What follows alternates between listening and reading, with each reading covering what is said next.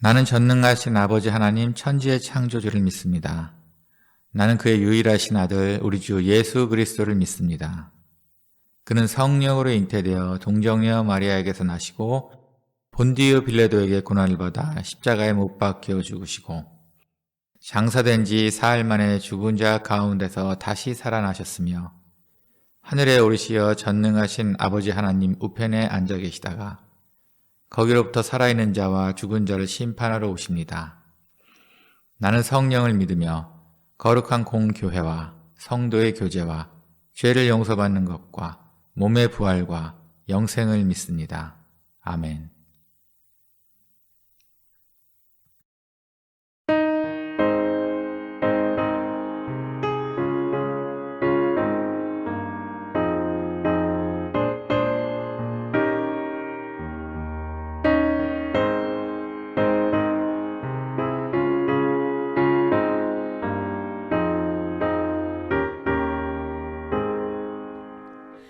나 주를 멀리 떠났다 이제 옵니다. 나 죄의 길에 시달려 주여 옵니다. 나 이제 왔으니 내 집을 찾아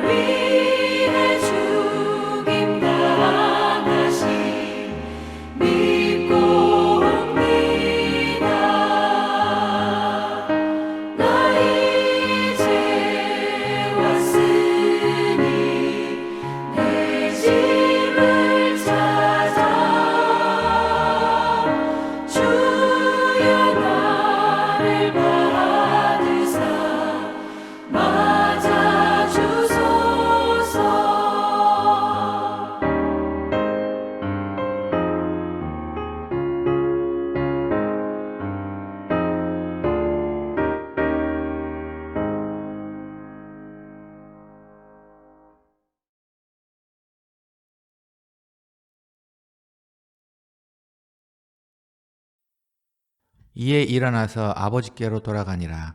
아직도 거리가 먼데 아버지가 그를 보고 치근히 여겨 달려가 목을 안고 입을 맞추니 아들이 이르되 아버지 내가 하늘과 아버지께 죄를 지었사오니 지금부터는 아버지의 아들이라 일컬음을 감당하지 못하겠나이다 하나 아버지는 종들에게 이르되 제일 좋은 옷을 내어다가 입히고 손에 가락지를 끼우고 발에 신을 신기라. 그리고 살진 송아지를 끌어다가 잡으라. 우리가 먹고 즐기자. 이 내 아들이 죽었다가 다시 살아났으며 내가 잃었다가 다시 얻었노라 하니 그들이 즐거워하더라.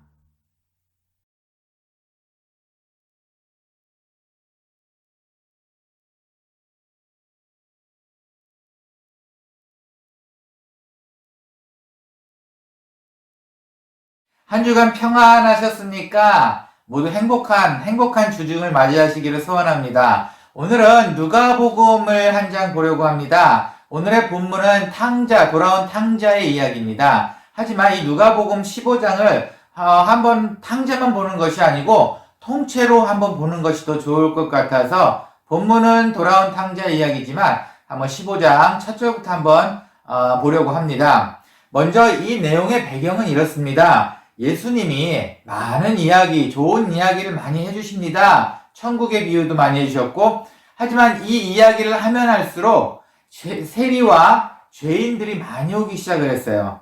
사람들한테 손가락질 받던 세리, 세금을 걷는 세리, 삭개오도 세리였죠.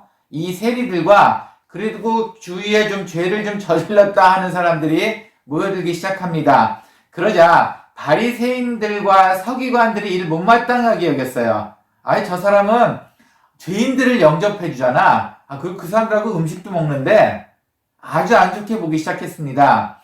그래서 예수님께서는 바로 이 누가복음 15장의 예를 들기 시작했습니다. 누가복음에는 세 가지의 예를 말씀하셨어요. 첫 번째 예는 양을 100마리를 가지고 있던 사람이 한 마리의 양을 잃어버렸습니다. 그래서 그 99마리 양을 모아놓고 남은 그 한 마리를 찾는다는 이야기예요. 역시 잃은 것을 찾는다는 이야기로 15장을 시작을 합니다. 그런데 이 내용을 보면 7절을 제가 한번 읽어볼까요? 내가 너희에게 이르노니 이와 같이 죄인 한 사람이 회개하면 하늘에서는 회개할 것 없는 의인 99으로 말미암아 기뻐하는 것보다 더하리라 라고 말씀하십니다.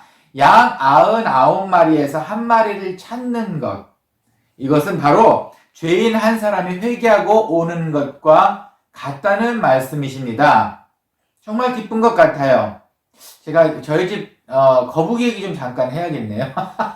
저희 집에는 아주 조그만한 동전만한 거북이가 2마리가 있어요. 어미가 알을 낳아서 그 알을 4개월 동안 갖고 있었더니 결국은 부화해서 동전만한 새끼 2마리가 나왔습니다. 정말 기뻤죠. 근데 이 거북이를 키우는데 물론 집 안에서만 키울 수도 없고 집 안에 저희가 주는 영양분도 그렇게 훌륭할 것 같지는 않아서 저희도 아무리 어리긴 해도 아침 저녁은 우리가 관리하지만 낮 시간은 정원에 내놓습니다. 정원에 놓으면 자기네들이 그래도 본능적으로 필요한 영양분을 위해서 이것저것 찾아 먹기도 해요. 때로는 흙도 먹습니다. 아마 그것도 필요한 것 같아요. 그러다 보면은 아침에 내놓고 어쩔 땐 오후 늦은 시간에 그 거북이를 찾으러 나갈 때도 있습니다. 그런데 아까 말씀드렸다시피 이 거북이는 참 작은 사이즈예요. 가득 정원 어디에 두든지 간에 숨을 수가 있습니다. 근데 가끔은 못 찾습니다. 이 녀석들이 우리 요 안에 있을 것 같은데 참 신기하게도 그 밖을 벗어나서 어딘가 숨어 있어요. 그러면은 저희 온 식구가 나가서 이 작은 거북이 하나를 찾으려고 무척 애를 씁니다. 꼭 2마리 중에 1마리는 어딘가 도망가 숨어 있게 되더라고요. 그래서 어쨌든 때로는 30분, 어쩔 때는 너무 못 찾아서 몇 번씩 계속 나와서 찾기도 하고 합한 시간 보면 1시간도 더 찾았던 것 같아요. 그러다가 이 거북이를 찾게 되면 정말 기쁩니다. 정말 기뻐요. 그리고 거북이는 분명히 사람 말도 못 알아들을 것이고 우리가 주인인지도 모를 거예요. 그럼에도 불구하고 식구들이 돌아가면서 한마디 합니다. 야, 너 다음에 거기 가면 안 돼? 너 어디 갔었어? 서로 이름도 뭐 부르고 난리 납니다. 뭐 지가 이름 듣고 나온 것도 아닌데 참 사람처럼 돼야죠. 그러니까 한 마리 이 작은 것 하나 찾는 것도 정말 기쁘다는 역설적인 표현입니다. 참 기뻐요. 그러니 양 99마리를 모아놓고 어디에 있을지 모르는 그 넓은 광야에서 어딘가에서 뭐 머리가 묶여서 울고 있든 빠져 있든 그 양 작은 한 마리를 찾는다는 것이 얼마나 큰 기쁨인지 저희는 실감이 날 것 같습니다. 하지만 예수님께서 오늘 말씀하신 이 비유, 제일 처음 양에 대한 비유, 이 비유는 이런 거죠. 어린 양, 이른 양 하나 99마리 놓고 한 마리를 찾는 이 양은 우리가 세리와 죄인들 너희가 회개해서 오는 그것과 같대. 너희를 우린 찾고 있어. 오기를 기다리고 있어. 라는 이야기입니다. 그런데 오늘 세 가지 예화 중에서 농도가 제일 낮은 예화예요. 어떻게 보면 이 세 가지 예화가 약간 점층법처럼 되어 있는데 가장 레벨이 낮은 정도입니다. 아까 얘기 7절 보면 양을 찾는 것보다는 기뻐할 거야 라고 크게 기뻐하는 것처럼 하지만 양 찾는 것만큼 그거보다 조금 더 기쁠 거야 라고 농도 낮은 예화를 쓰셨습니다. 그럼 그 다음 예화는 그럼 조금 농도가 높을까요? 우리에게 좀 더 도전이 될까요? 네, 한번 보겠습니다. 두 번째 비유는 잃은 돈 찾는 비유입니다.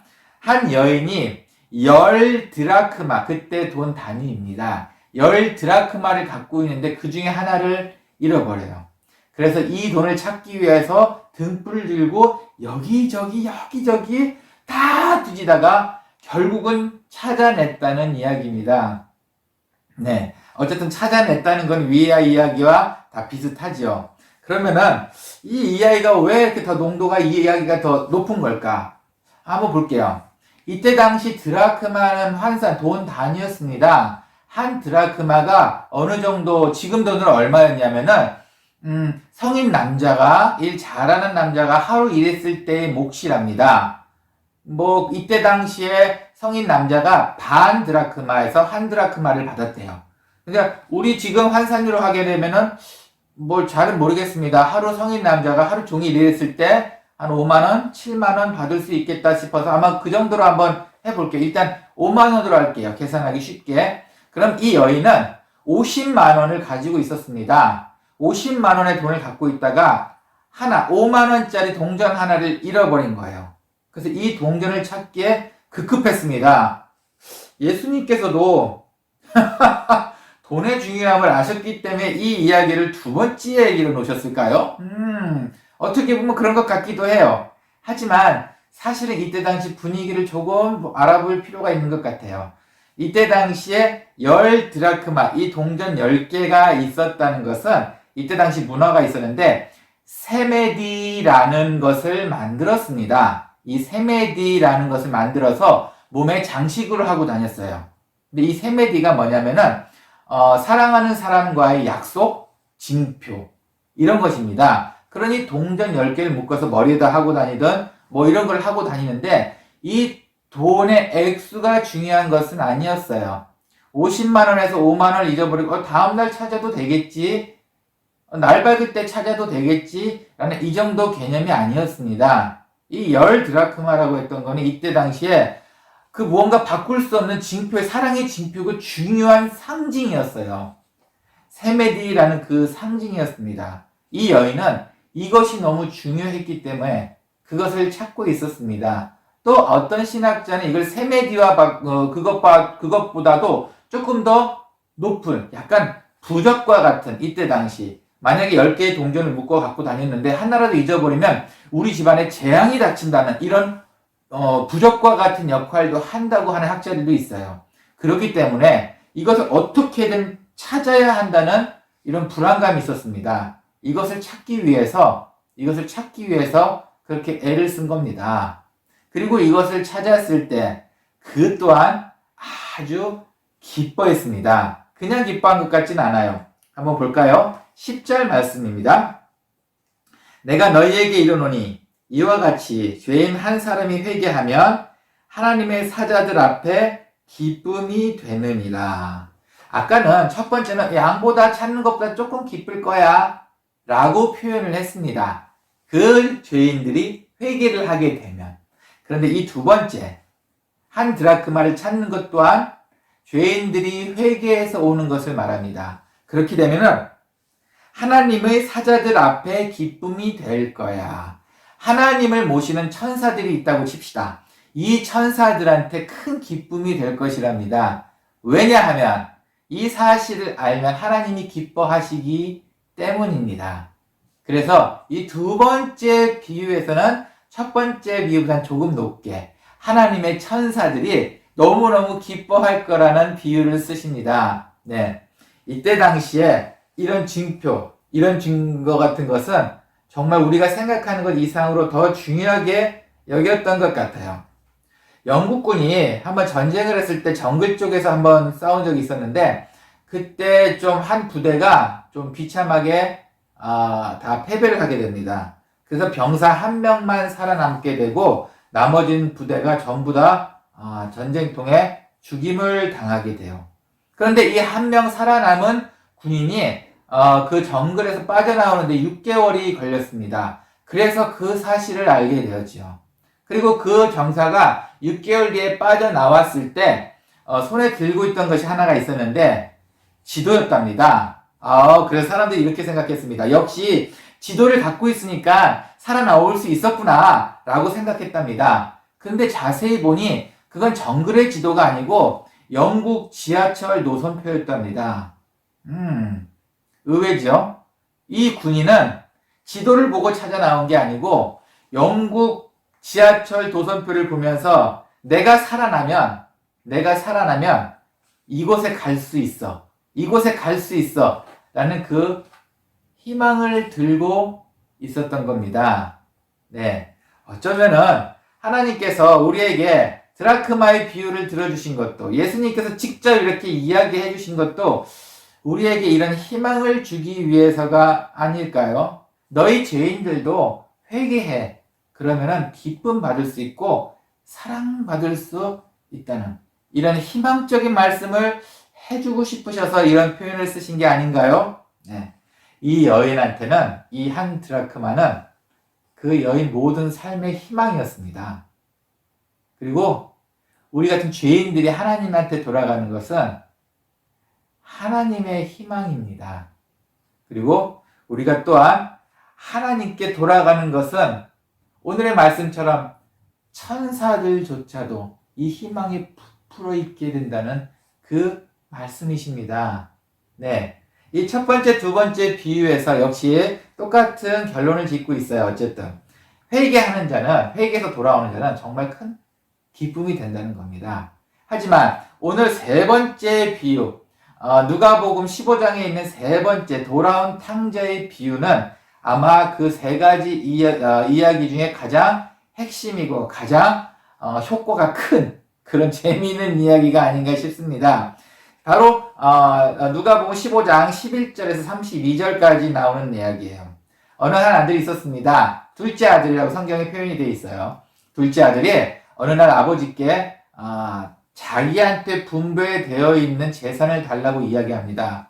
그래서 아버지는 그에게 분배되어 있는 재산을 주었어요. 그리고 이 재산을 갖고 바로 얼마 있다가 그 아들은 먼 타지로 떠나게 됩니다. 그 모든 돈을 가지고 다 떠나게 돼요. 갑자기 다 떠납니다. 그리고 문제는 그곳에 가서 허랑방탕한 생활을 하게 됩니다. 모든 것을 다 낭비하게 됩니다. 게다가 낭비한 정도가 아니고 또 흉년이 되니 모든 재산이 없어졌다는 말씀이 또 13절에 나오네요. 아마도 이건 내용상 보면은 이 친구도 아마 먼 타지 가서 그냥 돈을 막 쓴 게 아니고 조그만 밭대기라도 하나 샀던 것 같아요. 게다가 그 흉년이 들어서 이것마저 소용이 없다는 그 이야기가 숨겨져 있는 것 같습니다. 어쨌든 모든 것을 다 날렸습니다. 게다가 흉년까지 들어서 이젠 정말 가진 것이 하나도 없게 되었어요.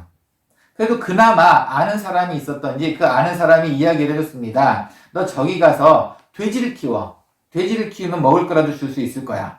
그래서 이 친구는 돼지를 키우려고 또 돼지 농장으로 들어갔어요. 그런데 사실 이 친구가 원했던 거는 돼지를 키우면서 돼지가 먹는 쥐엄나무 열매로 배를 채우기 위해 간 거였습니다. 그러니 사실은 여기서 돼지 농장에서 고용했다는 말도 없어요. 어쩌면 돼지 농장에 돼지가 있으면 그 옆에 쥐엄나무가 있겠지라고 생각해서 어쩌면 쥐엄나무를 먹으러 갔을 수도 있습니다. 정말 비참하지 않습니까? 이렇게 했으나 그 어느 누구도 이 친구에게 쥐엄나무 열매 한 움큼도 준 사람이 없었습니다. 그때 생각을 합니다. 내가 아버지께 회개하고 돌아가야겠다.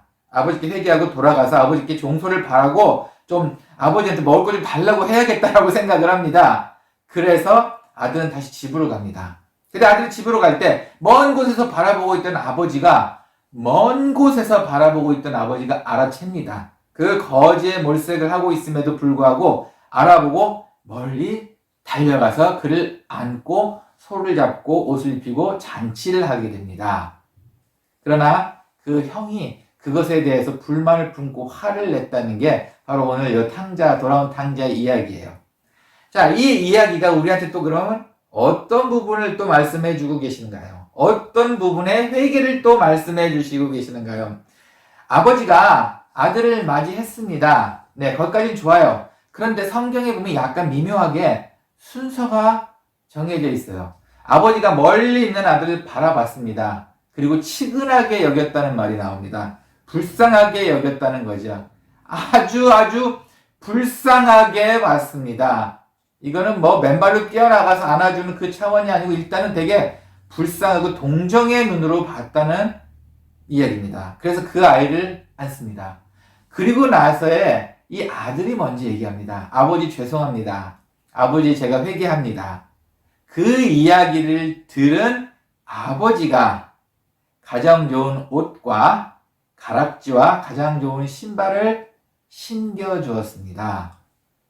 저는 이 순서가 그냥 있는 순서 같지는 않아요. 네, 누구나 다 자기가 아버지께로 갈 수 있습니다. 어쩌면 치근하게 봤던 아버지가 거기에서 어쩌면 뭐 그렇게까지 반기지 않을 수도 있었을 것 같아요. 하지만 오늘 이 핵심, 여기에 돌아온 탕자 이야기의 핵심은 아들이 먼저 회개를 했다는 겁니다.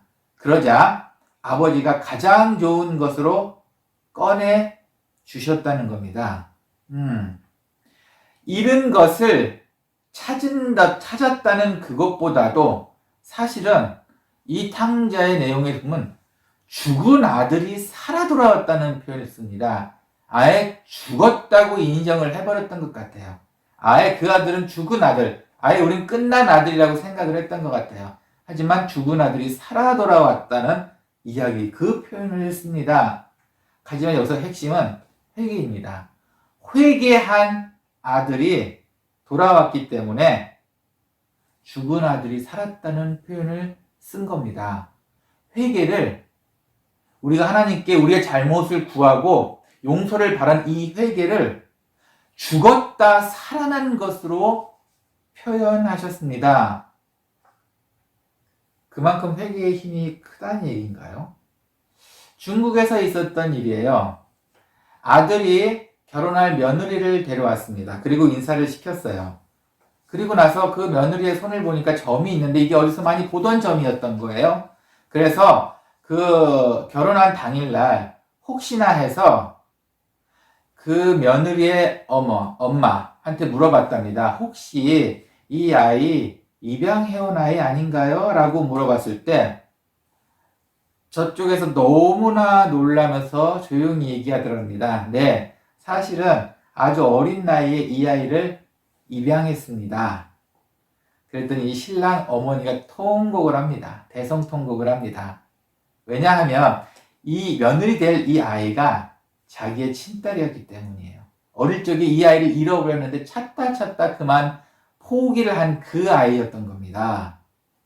이 아이가 지금 내 아들과 지금 결혼하러 온 거예요. 근데 더 재미있는 사실은 결혼을 하게 두었습니다. 왜냐하면 이 어머니가 딸을 잃고 난 그 슬픔을 메꾸기 위해 아들을 입양을 해왔기 때문이에요. 이 아들이 자기 딸과 결혼하는데 문제가 없었습니다. 뭐 서류적으로는 어떻게 될지 모르겠지만 어쨌든 피는 한 방울도 섞이지 않았을 테니까요. 자, 이 며느리가 이 딸이 이 사실을 알고 결혼식 때 내내 울었습니다. 결혼하는 것보다 부모님을 찾은 기쁨이 더 크다고 말하면서 말입니다. 어떠세요? 죽었다고 생각하는 자식이 돌아왔을 때 그 기쁨은 얼마나 클까요? 정말 이루 말할 수 없이 크지 않을까요? 첫 번째, 두 번째 이야기. 처음에 잃은 양 이야기와 잃어버린 돈 이야기 할 때는 재미있는 것은 주인이 우리를 찾기 위해 직접 오셨습니다. 하나님이 우리를 찾기 위해 직접 오신다는 이야기입니다. 하지만 이 돌아온 탕자 이야기는 약간 시각이 다릅니다. 가장 하시고 싶으셨던 말씀이 바로 이 돌아온 탕자 이야기였던 것 같습니다. 이 탕자는 자기 자신이 자기 발로 찾아와 자기 입으로 회개를 합니다. 예수님께서 하시고 싶은 말씀이 바로 이거 같습니다. 우리 발로 찾아가 우리 입으로 고백하는 것을 하나님께서 원하신다는 겁니다. 한 가지 동영상을 보여드릴까요? 재미있는 동영상이라 제가 참 혼자 웃으면서 보는 영상입니다. 네, 저도 이런 적이 있었던 것 같아요. 머리를 하러 갔을 때 그 이발관 아저씨가 유난히 물을 많이 뿌리신 적이 있었어요. 왜 이렇게 물을 많이 뿌리시나 했습니다. 이 친구도 아마 그런 것 같아요. 자기가 직접 머리에 뿌리고 이제 결국은 미용하시는 분이 더 큰 물뿌리를 갖고 와서 머리를 뿌립니다. 네. 자, 여기서 하고 싶은 얘기는 이거 같아요. 미용하시는 분이 머리 깎는 데 관심이 있는 게 아니고 머리 물 뿌리는 데 관심이 있으신 것 같아요. 분명히 다 머리를 아름답게 만들기를 원하는데 아마 그것에 관심이 없나 봐요. 오로지 물 뿌리는 데만 관심이 있는 것 같아요. 여러분, 회개 언제 해보셨습니까? 우리의 삶이 왜 이렇게 꼬이고 있나요? 계속 물 뿌리기에만 관심이 있어서 꼬이는 것은 아닌가요? 정작 원하시는 우리의 회개를 언제 해보셨습니까? 우리의 잘못된 점, 하나님 우리를 맞아주셨을 때 그 기뻐하실 것, 이런 거를 희망을 갖고 하나님께 언제 회개의 기도를 해보셨나요? 아직도 물 뿌리기에 관심이 있으시다면, 아직도 먹고 사는 것, 주위에 어려운 것들이 관심이 있으시다면 한번 우리의 시각을 바꿔야 할 것 같습니다. 회개가 먼저였습니다. 오늘 말씀해 주신 이 세 가지 비유 모두 다 우리에게 회개를 간절하게 원하십니다. 하나님께서 원하시는 그 회개, 아직도 물 뿌리기에만 관심이 있으신가요? 함께 기도하겠습니다. 하나님 감사합니다. 오늘 이 세 가지 비유를 통해서 저희에게 회개의 중요성을 알게 해주셨습니다. 네, 주님, 저희가 주님께 회개합니다. 저희의 마음과 입술을 다해 주님께 회개합니다. 지금 그것이 되어 있지 않은 상태에 우리는 다른 것들로 마음 고민을 했던 것 같습니다. 주님, 회개합니다. 주님께 회개할 때 돌아온 탕자를 맞아주신 것처럼 우리의 영혼도 기쁘게 맞아주시고 우리가 그동안 잘못 생각한 것들이 이제는 주님께 회개를 통해 다시 한번 잘 이루어질 수 있도록 우리에게 기회를 허락해 주시옵소서. 주님 감사합니다. 예수님의 이름으로 기도합니다. 아멘.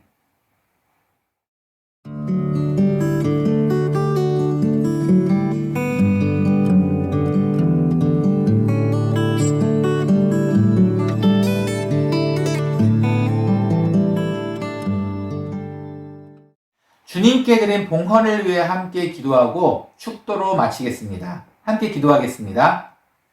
주님 감사합니다. 늘 저희 입술에 주님을 향한 감사가 끊이지 않도록 해주시니 감사합니다. 주님, 주님께 이런 감사하는 마음을 기쁜 마음으로 봉헌합니다. 하나님 기뻐 받아주시옵고 이 봉헌이 쓰이는 곳곳마다 그리스도의 향기가 퍼질 수 있도록 함께 해주시옵고 봉헌한 손길에는 주님께서 더 많은 축복으로 채워주시옵소서. 이제는 주 예수 그리스도의 은혜와 하나님의 사랑과 성령의 감화 감동, 교통하심이 주님께 가장 먼저, 이제는 무엇보다도 가장 먼저 회개하기를 소원하는 모든 분들 머리 위에, 그리고 주님을 향한 회개를 통해 우리의 죄를 자복하고 주님께 더 기쁨으로 나아가기를 소원하는 모든 분들 머리 위에 이제로부터 영원히 함께 있을지어다. 아멘.